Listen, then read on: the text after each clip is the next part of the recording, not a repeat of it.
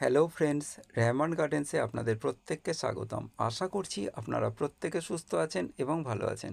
আপনাদের প্রত্যেকের সুস্থতা কামনা করে আজকে একটা নতুন ভিডিও শেয়ার করতে চলেছি। অনেকে বলে বীচের গাছে ফল আসতে অনেক অনেক দেরি হয়। দেখুন, আমি এখানে একটা কাঁঠাল গাছ আপনাদের সঙ্গে শেয়ার করতে চলেছি, যেই গাছটা আমার বীচের থেকে তৈরি এবং সেই গাছটা বর্তমানে 4টে ফল হয়েছে। দেখুন, দুটো গাছে ঝুলছে আর একটা এঁচোড় করে আমরা খেয়ে নিয়েছি রান্না করে, আর আরেকটা কাঁঠাল করেছি, সেই কাঁঠালটা পেকে গেছে। আমার কাকিমারা, আমার আশেপাশে যে কাকিমারা বৌদিরা থাকে, সেই কাঁঠালটাকে আজকে কাট ভাঙা হবে, ভেঙে খাওয়া হবে। সেটাই এখন আমাদের মধ্যে চলছে। সেটা কতটা মজাদার হয় বা আনন্দ হয়, পাড়া প্রতিবেশী আত্মীয় স্বজনদের সঙ্গে ভাগ করে কোনো জিনিস বা ফলকে খাওয়া, সেই আনন্দটাই আমি আজকে উপভোগ করতে চলেছি। আপনাদের সঙ্গে সেটা ভাগ করে নেব। এটা আমার পাশের বাড়ি এক বৌদি, আর বৌদির পাশে যে দাঁড়িয়ে রয়েছে ইনি আমার কাকিমা, পাশের বাড়ি ইনি হচ্ছে আমার মাসি, আর এই হচ্ছে আমার দাদার ছেলে। ঠিক আছে, এই দাদার ছেলে, বৌদি আর এই কাকিমারা সবাই মিলে আমরা আজকে এই কাঁঠালটাকে ভাগ করে খাবো।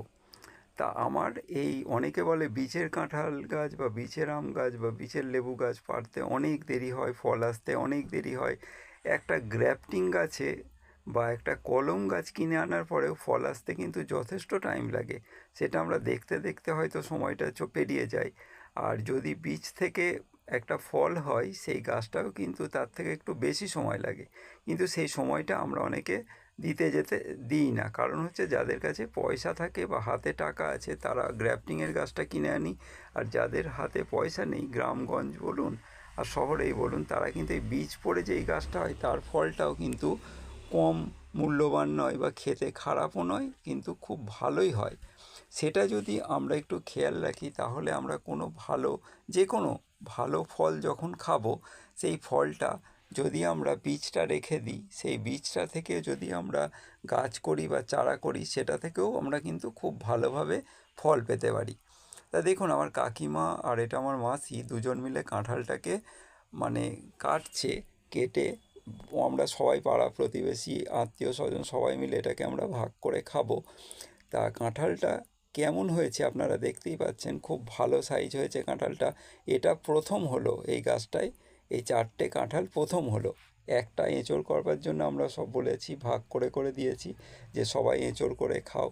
কাকিমারা বৌদিরা সব তরকারি করেছে, করে আমাকে তরকারি দিয়েছে। খুব সুন্দর সেই তরকারি হয়েছে। আজকে আমরা কাঁঠাল দেখছি কেমন হয়। দেখতে পাচ্ছেন যে কাঁঠালগুলোর সাইজ খুব বড় বড়। এবার আমরা টেস্ট করব এই কাঁঠালগুলো মিষ্টি না কেমন খেতে। এই আমার কাকিমারা কাঁঠালগুলো ভাঙা হচ্ছে, ভাঙার পরে যে টেস্ট করে আপনাদের জানাবো কেমন হচ্ছে।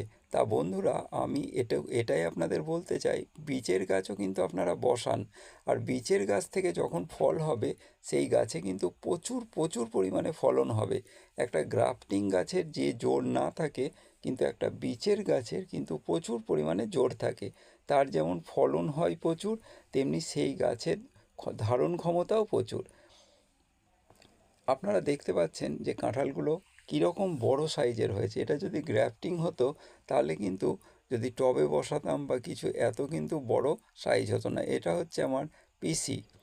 পিসি একটা জায়গা এনেছে, পিসিকেও আমরা কাঁঠাল দেব, কারণ এত বড় কাঁঠাল তো কম জনে খাওয়া যাবে না, অনেক জনে এটাকে ভাগ করে খাওয়া যাবে।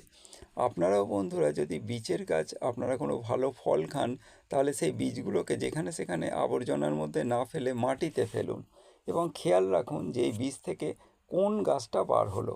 সেটাকে যদি আপনারা একটু পরিচর্যা করেন, আমি কিন্তু এই কাঁঠাল গাছের পরিচর্যা এমন কিছু যে করেছি আলাদা করে তা কিন্তু নয়। দেখুন, এবার কাঁঠালটা টেস্ট করা হবে যে কেমন খেতে। প্রথমে আমার মাসি খাচ্ছে, লক্ষ্মী মাসি খেয়ে বলবে কেমন। খুব মিষ্টি, দেখেছেন লক্ষ্মী মাসি বলছে খুব মিষ্টি। এবার কাকিমার মুখে দিয়ে দিচ্ছে যে কেমন মিষ্টি। এবার আমার মুখে দেওয়া হচ্ছে, এবার আমি বলছি আপনাদের খেতে খুব খুব মিষ্টি। আর কোয়াগুলোও কিন্তু খুব সুন্দর, কাঁচা কাঁচা টাইপের, গলে যায়নি। গলে গেলে কাঁঠাল খেতে খুব একটা ভালো লাগে না। বেশিরভাগ লোকেই কিন্তু এই শক্ত কাঁঠালটা খেতে পছন্দ করে। এই কাঁঠালটা যেমন শক্ত হয়েছে, তেমনি সুমিষ্টও হয়েছে।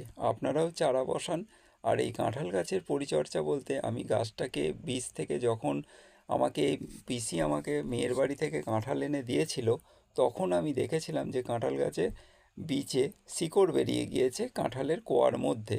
তখন আমি সেটাকে এখানে ফেলেছিলাম, আর এই গাছটা সব থেকে সুন্দর হয়েছিল, সেই জন্য আমি এটাকে রেখে দিয়েছিলাম। আর আমি কি করতাম, যেহেতু তখন এখানে আর কোনো গাছ ছিল না, সেই জন্য মাছ মাংস ধোয়া জলটা প্রত্যেক দিন আমি এই গাছের গোড়ায়, যখনই আমাদের মাছ মাংস হতো, ধোয়া জলটা, রক্তমাখা জলটা এই গাছের গোড়াটায় দিতাম। আর কি করতাম, বাসি ফ্যানটাও কিন্তু এই গাছের গোড়ায় দিতাম। একটু বেশি পরিমাণ জল মিশিয়ে নিয়ে আপনারাও এই রক্তমাখা মাছ মাংসে ধোয়া জল, ফ্যান, এগুলো একটু বেশি পরিমাণ জল মিশিয়ে মিশিয়ে গাছের গোড়ায় দেবেন। তাহলে দেখবেন আপনাদের বীচের গাছও খুব শক্তিশালী হবে এবং সেটা খুব তাড়াতাড়িও ফল দিতে সক্ষম হবে। আবার আমাকে একটা কাঁঠাল দিচ্ছে মাসি, দেখো আমি খাবো না তবু দিচ্ছে। তো খেয়ে বললাম যে কাঁঠাল খুবই মিষ্টি, আর সেই জন্য খাওয়ার আগ্রহটাও কিন্তু বেড়ে যাচ্ছে, যেহেতু কাঁঠালটা খুব মিষ্টি। তা আপনারাও এই মাছ মাংস ধোয়া জল, ফ্যান পচা বা পরের দিনের বাসি ফ্যানটা জল মিশিয়ে দেবেন। আর একটা করেছিলাম কি, যত আমাদের শাকসবজি হয়, সেই শাকসবজি বা আনাজের খোলাগুলো এই গাছের থেকে একটুখানি দূরে এগুলোকে জমা করতাম। আস্তে আস্তে পচে যেত। পচে যাওয়ার পর যে খাবারটা, গাছ কিন্তু খুব ভালোভাবে শিকড়ের মাধ্যমে সেই খাবারটা পেতে পারে। তা আপনারাও যদি এই রকম করেন, তাহলে কিন্তু আপনাদের বীচের গাছেও কিন্তু ফল হবে, একটু লেটে হলেও খুব ভালোভাবেই ফল হবে। ভিডিওটা যদি আপনাদের ভালো লেগে থাকে, তাহলে অবশ্যই চ্যানেলটাকে সাবস্ক্রাইব করবেন, আর ভুল ত্রুটি হয়ে থাকলেও কমেন্ট করে জানাবেন। প্রত্যেকে ভালোবাসা নেবেন, সুস্থ থাকবেন এবং প্রত্যেকে একে অপরের পাশাপাশি থাকবার চেষ্টা করবেন। আজকের ভিডিও এইটুকুই। নমস্কার।